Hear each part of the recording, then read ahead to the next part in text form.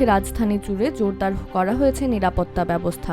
Dhaka metropolitan police, RAB, CID সহ বিভিন্ন আইন শৃঙ্খলা রক্ষাকারী বাহিনী সমন্বিতভাবে মাঠে কাজ করছে। রাজধানীর সব গুরুত্বপূর্ণ প্রবেশপথে চেকপোস্ট ও তল্লাশি কার্যক্রম বাড়ানো হয়েছে। জনসমাগমপূর্ণ এলাকায় মোতায়েন রয়েছে সোয়াট, বোম ডিসপোজাল ইউনিট ও ডগ স্কোয়াড। শাহবাগে জুলাই স্মৃতিস্তম্ভ সহ সব অনুষ্ঠান স্থল, সিসিটিভি ক্যামেরা সহ ড্রোন এবং সাদা পোশাকের গোয়েন্দা সদস্যদের নিবিড় নজরদারিতে রাখা হয়েছে। যে কোনো জরুরি পরিস্থিতি মোকাবেলায় প্রস্তুত রয়েছে কুইক রেসপন্স টিম।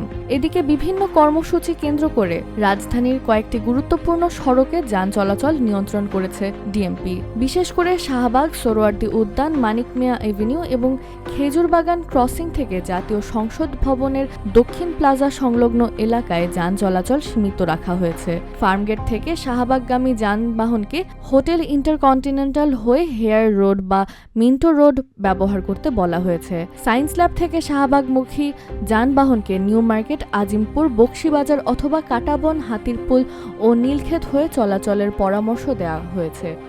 এছাড়া মানিক মিয়া এভিনিউমুখী যানবাহনের জন্য বিকল্প রুট নির্ধারণ করা হয়েছে।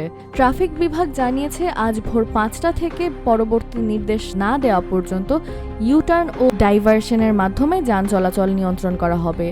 এছাড়া যানজট এড়াতে এলিভেটেড এক্সপ্রেসওয়ে ব্যবহারকারীদের ফার্মগেট এক্সিটের পরিবর্তে এফডিসি বা হাতিরঝিল র্যাম্প ব্যবহার করার অনুরোধ জানানো হয়েছে।